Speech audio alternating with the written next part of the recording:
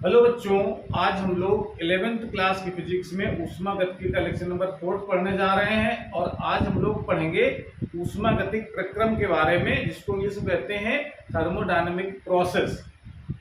ये लेक्चर पढ़ने से पहले आपको इसके पहले वाला यानी ऊष्मागतिकी का जो तीसरा लेक्चर हमारा है उसको पढ़ना आवश्यक है, क्योंकि उसमें हमने पढ़ाया है ऊष्मागतिक निकाय द्वारा किया गया कार्य क्या होता है। जब तक ये आपको नहीं पता हो ऊष्मागतिक निकाय में हम कार्य कैसे ज्ञात करते हैं, तब तक इस लेक्चर को समझने में दिक्कत आएगी। इसलिए पहले आप वो लेक्चर देख लीजिए। अगर देख लिया है तो आप ये वाला वीडियो देखना शुरू करें। ऊष्मागतिक प्रक्रम का मतलब होता है, प्रक्रम मतलब होता है परिवर्तन। और परिवर्तन किसका परिवर्तन होता है ऊष्मागतिक निकाय में? उसके ताप, दाब, आयतन, आंतरिक ऊर्जा, अगर इनमें सब में अगर परिवर्तन होता है ऊष्मागतिक निकाय में उस समय के साथ, तो ऐसे हम परिवर्तन को ऊष्मागतिक प्रक्रम कहा जाता है। बात क्लियर हो गई। अब ये परिवर्तन किस तरीके से होते हैं? हम दाब स्थिर रख करके परिवर्तन करते हैं, कि ताप स्थिर रख करके परिवर्तन करते हैं, कि दाब स्थिर रख करके परिवर्तन करते हैं, या और भी कोई तरीके से प्रक्रम करते हैं, तो कई प्रकार के हो सकते हैं वो। तो ये जो इम्पोर्टेंट जो प्रकार है ऊष्मागतिक प्रक्रम के, वो हमने तो लिख रखे हैं, यही एग्जाम में पूछे भी जाते हैं ज्यादा। तो सबसे पहले हम लोग इसकी परिभाषा जो बताई है जरा देख लीजिए। वो परिभाषा क्या लिखी है? जब किसी निकाय की अवस्था से मतलब आप समझ लीजिए कि जो ऊष्मागतिक निकाय के जो वेरिएबल्स होते हैं, जिसको हम चर कहते हैं, वो चर कौन से हैं? ताप, दाब, आयतन, आंतरिक ऊर्जा आदि समय के साथ परिवर्तित होते हैं, तो ऐसे परिवर्तन को हम ऊष्मागतिक प्रक्रम कहते हैं। अब बात आती है कितने प्रकार के होते हैं। एक प्रकार तो है चक्रीय प्रक्रम, जिसको इंग्लिश में कहते हैं लोग साइक्लिक प्रोसेस। दूसरा है समदाबी प्रक्रम, जिसको कहते हैं आइसोबारिक प्रोसेस। तीसरा है समआयतनिक प्रक्रम, इसको कहते हैं हम लोग आइसोकोरिक प्रोसेस। दूसरा चौथा है समतापीय प्रक्रम, आइसोथर्मल प्रोसेस। और पांचवा है रुद्धोष्म प्रक्रम, एडियाबैटिक प्रोसेस। ये जो प्रोसेस हैं इनको हम बारी बारी से पढ़ेंगे। आज हम लोग सबसे पहले बात करते हैं चक्रीय प्रक्रम की। अब क्योंकि अगर प्रक्रम आज ही पढ़ाएंगे तो वीडियो बहुत लंबा हो जाएगा, इसलिए इसको हम अलग अलग वीडियो में अलग अलग प्रोसेस की बात करेंगे और इसको डिटेल में समझेंगे कि प्रक्रम होते क्या है। तो सबसे पहले इन्हें लगाएंगे चक्रीय प्रक्रम। चक्रीय प्रक्रम में होता क्या है? नाम से लग रहा है चक्रीय मतलब पूरा एक चक्र पूरा हो जाए। चक्र पूरा होने से तात्पर्य क्या है? जब कोई प्रक्रम इस प्रकार से हो कि वो निकाय विभिन्न अवस्थाओं से गुजरता हुआ अपनी प्रारंभिक अवस्था में लौट आए, तो ऐसे प्रक्रम को हम कहते हैं चक्रीय प्रक्रम। एग्जाम्पल से आप समझ लीजिए कि ऐसे कौन से प्रोसेस हैं जिसमें ये घटना हो रही है। जैसे आप एसी कंडीशनर जो है, ठीक है ना, एयर कंडीशनर, उसको हम चक्रीय प्रक्रम कहते हैं। क्यों? क्योंकि इसमें जो हवा होती है, कमरे की हवा अगर गर्म है तो उसको एसी एक ले करके फिर कंप्रेसर में उसको ठंडा करता है, फिर कमरे में बेचता है, फिर गर्म हो गया, फिर ठंडा होगा। इस तरीके से पूरा एक प्रोसेस चलता है। तो इस पूरा एक चक्र चलता है। उस चक्र के कारण हम लोग उसको एग्जाम्पल में ले सकते हैं कि एसी का जो प्रोसेस है वो कैसा है?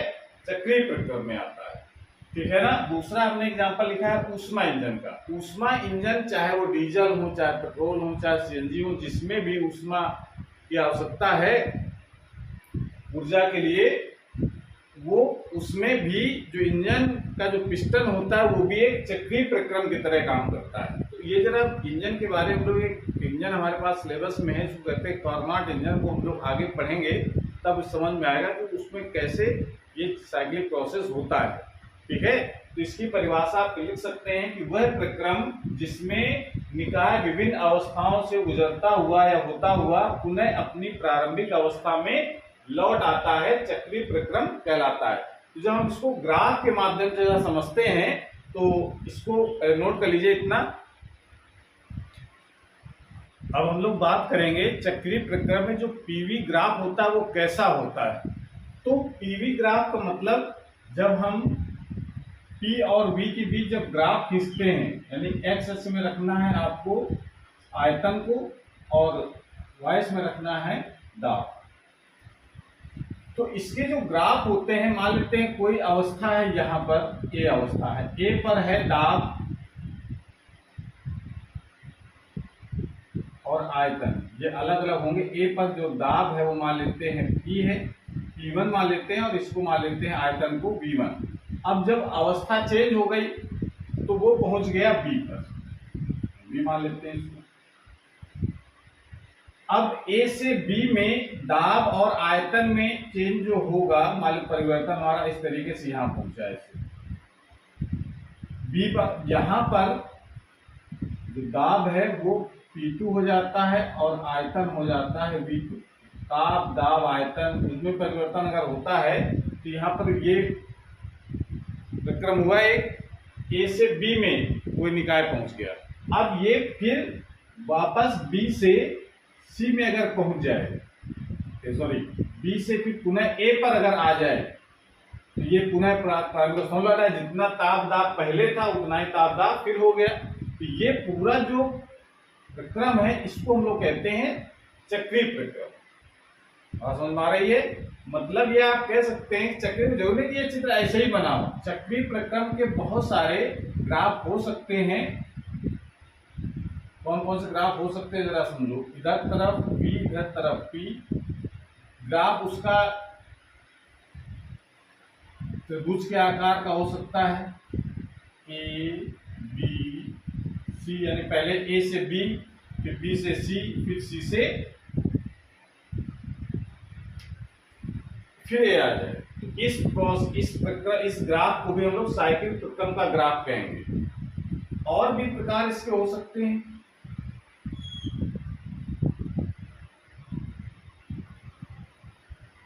एक पूरा एक आयत आकार ग्राफ हो सकता है, वर्ग के आकार का हो सकता है, A B C D, यानी इसको आप लिख सकते हैं A से B की ओर, B से C, C से D और D से पुनः A।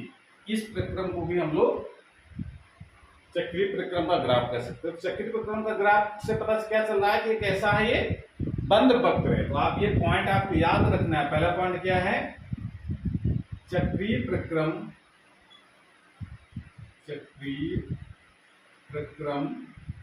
में पीवी ग्राफ एक बंद वक्र होता है, बंद वक्र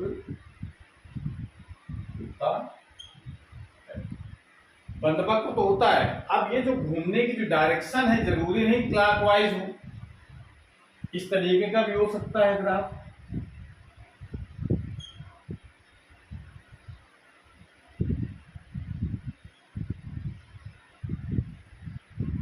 उसका अनुरेखण जरूरी नहीं है कि क्लॉकवाइज हो, अनुरेखण इस प्रकार का भी हो सकता है, A से B, B से C और C से पुनः A। ये जो इस तरीके का प्रक्रम होगा, चाहे क्लॉकवाइज डायरेक्शन में घूम रहा हो चाहे एंटी क्लॉकवाइज डायरेक्शन में घूम रहा हो, दोनों प्रकार के जो प्रक्रम है वो साइक्लिक प्रोसेस में आते हैं, ये चक्रीय प्रक्रम में आते हैं। बस ध्यान ये रखना है कि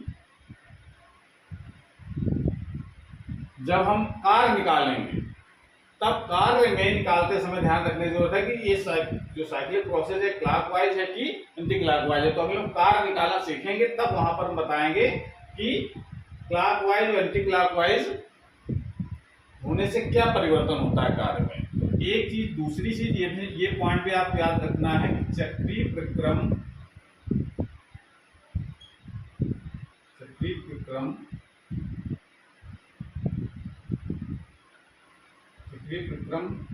के पीवी ग्राफ या वक्र कुछ भी लिख लीजिए, चक्रीय प्रक्रम में पीवी वक्र दक्षिणावर्त जिसको कहते हैं क्लॉकवाइज अथवा दक्षिणावर्त अथवा वामावर्त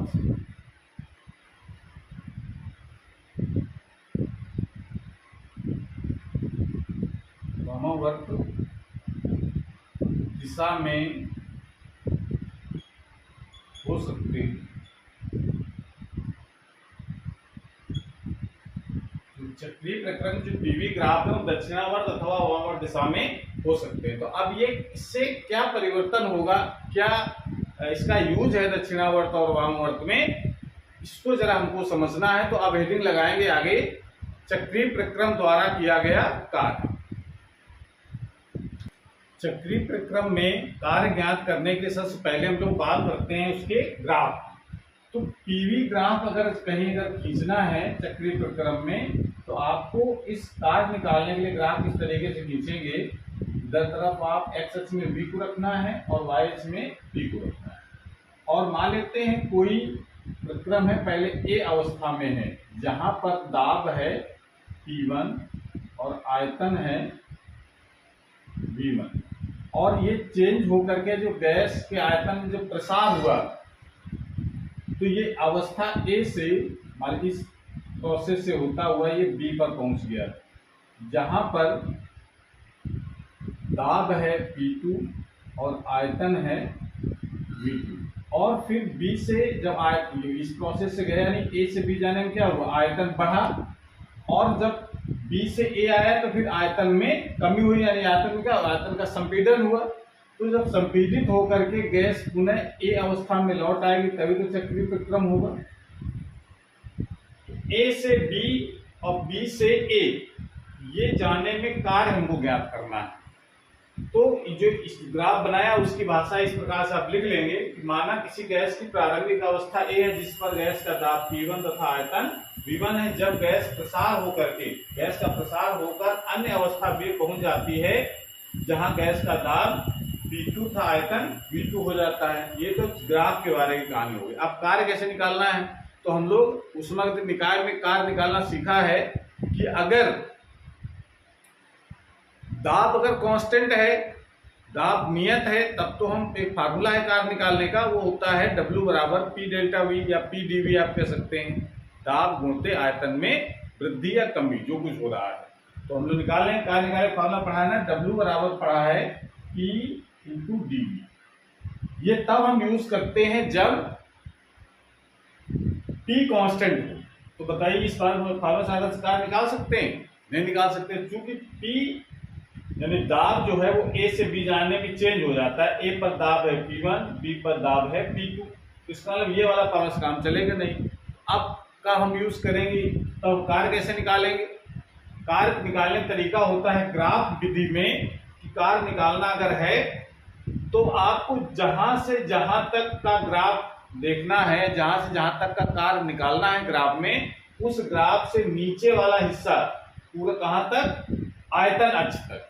आयतन अक्ष कौन सा है, ये वाला, इसको हम लोग एक्स अक्ष कह रहे हैं। वहां तक नीचे वाला हिस्सा जितना एरिया होता है वो किए गए कार्य के बराबर होता है। ये हम लोग ऊष्मागतिक निकाय में जो कार्य ज्ञात करने वाले प्रोसेस में पढ़ चुके हैं। तो वही वाला तरीका है अप्लाई करना है, क्योंकि ये फार्मूले से काम नहीं चलेगा। फार्मूला तब यूज करेंगे जब दाब नियत हो। यहाँ दाब नियत नहीं है तो हम क्या यूज करेंगे ग्राफ में, फिर हम यूज करते हैं क्षेत्रफल निकालने वाली विधि। जो क्षेत्रफल होगा वही कार्य होगा। और कहां तक क्षेत्रफल, ग्राफ तथा आयतन अक्ष के मध्य घिरा क्षेत्रफल। तो हम जरा पहले ए से बी में चेंज आया तो कितना कार्य करना पड़ा। देखो आयतन में वृद्धि हो रही है, ए से बी जाने में V1 से V2 हो गया है। एक ग्राफ इस तरीके से बढ़ता ना, इधर 0 शुरुआत होगा, इधर आयतन बढ़ेगा, ऐसे दाब बढ़ता है। ए से बी गया तो दाब तो V1 से V2 बढ़कर हो गया, तो आयतन V1 से V2 हो गया, और जो दाब है वो घट करके P1 से P2 हो गया है। ठीक है, ये तो हुआ है ना। तो इसका मतलब आप निकाल सकते हैं अवस्था ए से बी में जाने पर, निकाय को अवस्था ए से बी जाने में, अब ये निकाय पर होगा कार्य कि निकाय द्वारा होगा, ये हमने बात इसकी कर चुके हैं पहले। जब आयतन वृद्धि होती है तो निकाय द्वारा कार्य किया जाता है। निकाय यहाँ क्या है, गैस है। तो आप देख सकते हैं ए अवस्था से बी अवस्था में जाने पर निकाय, या इसको गैस, निकाय को हमने यहाँ क्या माना है, गैस द्वारा किया गया कार्य, किया गया कार्य को हम लोग क्या लिख लें, WAB, ए से बी जाने में कार्य कितना आ जाएगा। तो यहाँ क्षेत्रफल वाला मेथड अप्लाई करना है तो कितना कार्य आ जाएगा, क्षेत्रफल कि ये अब चूंकि ए से बी लिखोगे तो ये वाला रास्ता हो सकता है, तो हम पहले किस रास्ते से गए, इस वाले, जिसका नाम ही डाल देते हैं, ए से सी गए तब बी में पहुंचे और फिर बी से फिर डी होते हुए फिर पुनः ए पर आ गए। तो यहाँ लिख सकते हैं क्षेत्रफल ए सी बी B2 B1 ए, इसका क्षेत्रफल जो होगा, मतलब ये वाला जो ए से बी ए सी बी B2 B1 ए, ये जो एरिया दिख रहा है जिस आकार का है ये एरिया, उसका जितना भी क्षेत्रफल होगा वो क्षेत्रफल निकाल लेंगे। अब यहाँ पर देखो, यहाँ लिख सकते हैं क्योंकि ए से बी, क्योंकि इस परिवर्तन में लिख सकते हैं, इस परिवर्तन में आयतन में वृद्धि होती है, इसलिए अब आयतन वृद्धि हुई ना, ये इस परिवर्तन में आयतन वृद्धि होती है, इसलिए किया गया कार्य, किया गया कार्य कैसा होगा, धनात्मक। चित्र पाठ्य हम लोगों ने पढ़ी है कि जब आयतन में वृद्धि हो या निकाय द्वारा कार्य किया जाए तो कार्य किसमें लेते हैं, धनात्मक, तो ये पॉजिटिव आ जाएगा। इसी प्रकार से आप लिख सकते हैं, अब जरा ए से बी वाला तो कार्य निकालिए, आप बी से ए वाला कार्य निकालो, तो अवस्था बी से ए में जाने पर निकाय या गैस, अभी दीजिए कुछ भी लिख सकते हैं, निकाय या गैस पर, यहाँ पर किया गया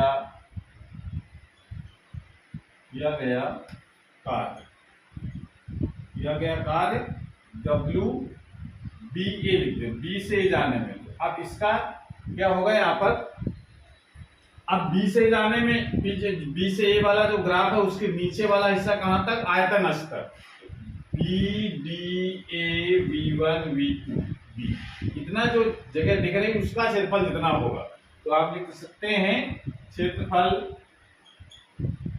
B D A B1 B2 B, इतना क्षेत्रफल हो सकता है। ठीक है, अब यहां पर जरा ध्यान दो, क्योंकि इस परिवर्तन में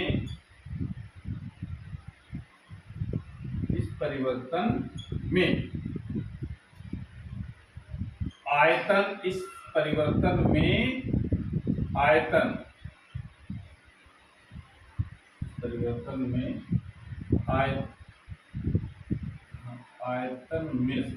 आयतन में कमी होती है। ठीक है, कमी होती है, इसलिए किया गया कार्य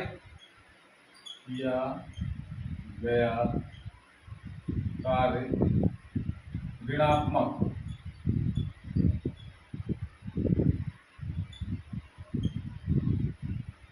अब ये वाला जो कार्य है वो धनात्मक, ये वाला कार्य है ऋणात्मक, तो कुल कार्य निकालेंगे तो दोनों को घटा देंगे। तो नोट कर लीजिए पहले इतना,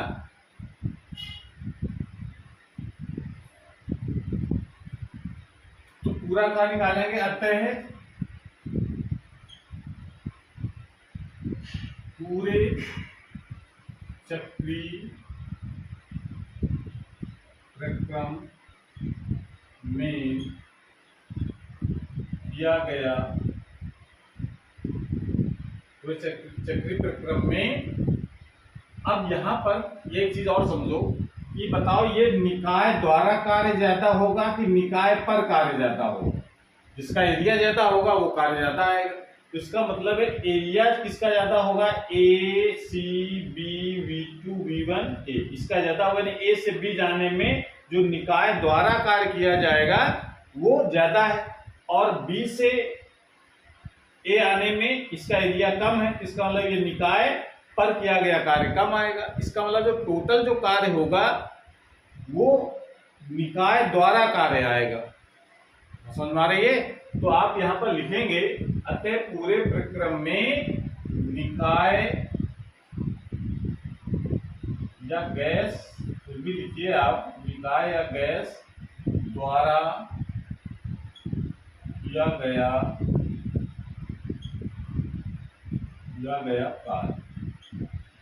गया कार्य W बराबर क्या लिख सकते हैं, WAB माइनस WBC।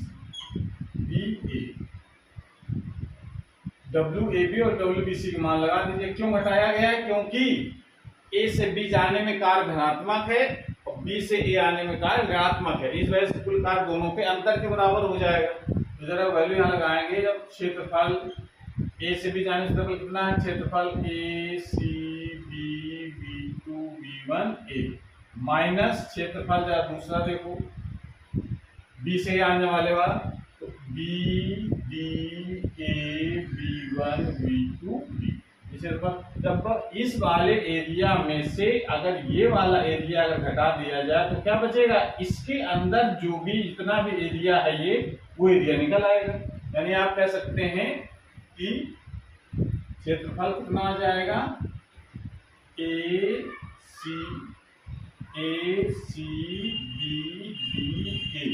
ये क्षेत्रफल आ गया। जो कुल कार्य, इसका मतलब क्या निकला, जो कुल कार्य आता है चक्रीय प्रक्रम में वो बंद वक्र जो बना हुआ है उसके क्षेत्रफल के बराबर होता है। अतः आप लिख सकते हैं, अतः चक्रीय प्रक्रम में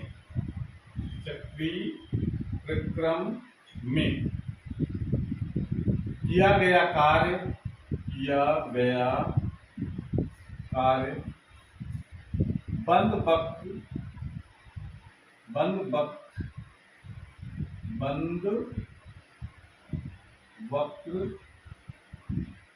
बंद वक्र द्वारा घिरे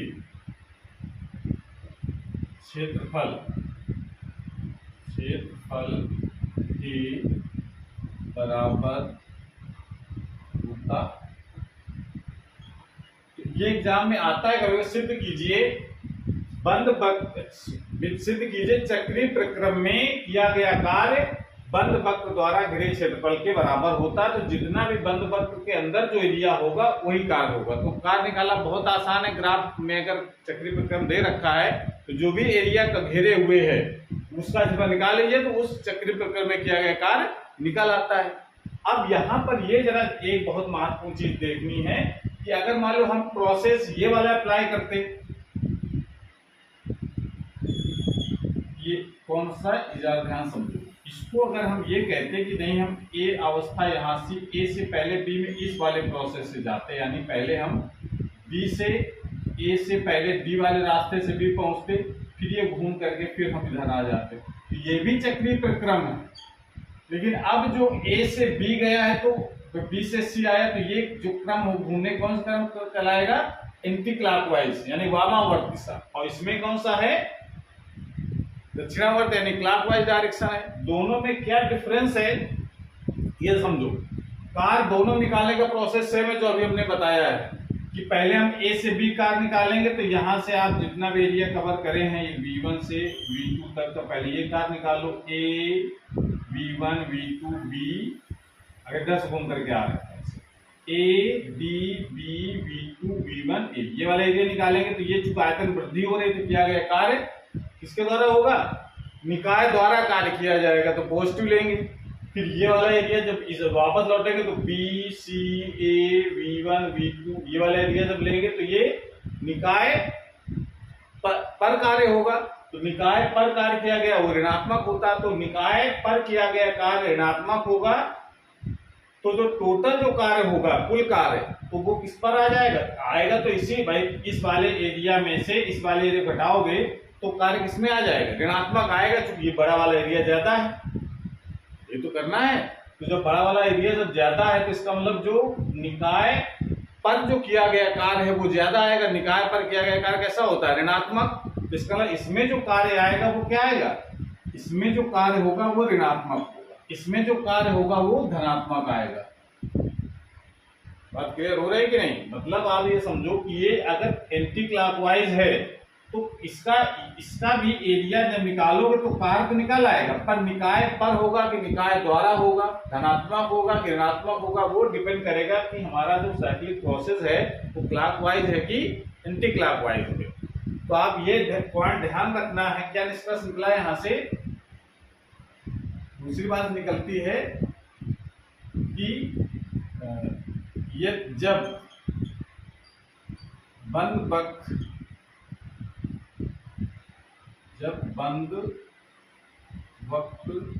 का अनुरेखण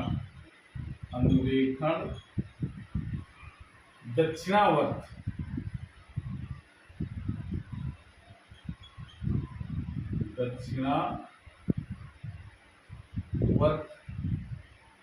होता है तो जो बंद वक्र का अनुरेखण दक्षिणावर्त यानी क्लॉकवाइज ये वाला, तो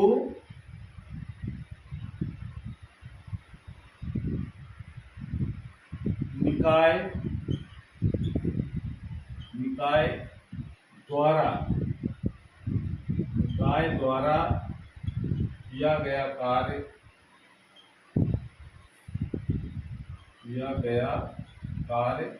धनात्मक होता है। जो आप ये पॉइंट आप ध्यान रखना है, जब बंद वक्र का अनुरेखण दक्षिणावर्त होता है, दक्षिणावर्त दिशा में होता है, तो लिख दीजिए होता है, जब बंद वक्र का अनुरेखण दक्षिणावर्त दिशा में होता है तो निकाय द्वारा किया गया कार्य धनात्मक होता है। तो कार्य निकाय द्वारा होगा, जब भी अनुरेखण दक्षिणावर्त दिशा में होगा तो कार्य कैसा होगा, धनात्मक। और उसको हम लोग क्या कहेंगे, निकाय द्वारा या गैस द्वारा किया गया कार्य होगा।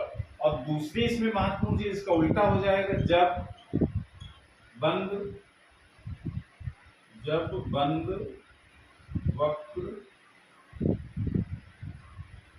वक्र का अनुरेखण वामावर्त होता है, वामावर्त दिशा में होता है, तो निकाय पर किया गया कार्य ऋणात्मक होता है।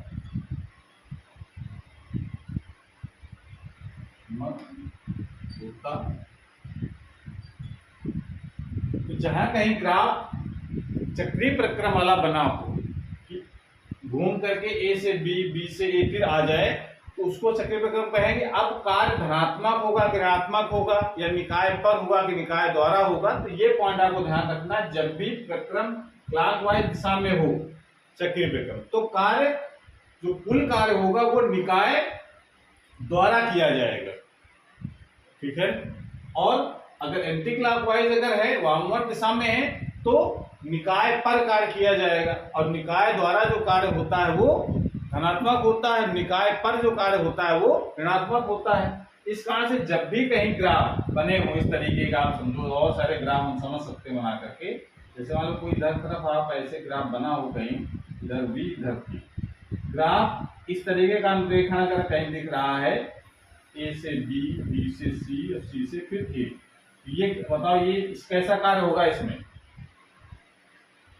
कैसे घूम रहा है, ये क्लॉकवाइज है, दक्षिणावर्त दिशा में किया गया कार्य कैसा होता है, धनात्मक। और धनात्मक कार्य कौन सा होता है, जो निकाय द्वारा किया जाता है। अगर यही चित्र इस तरीके से बना हो कहीं,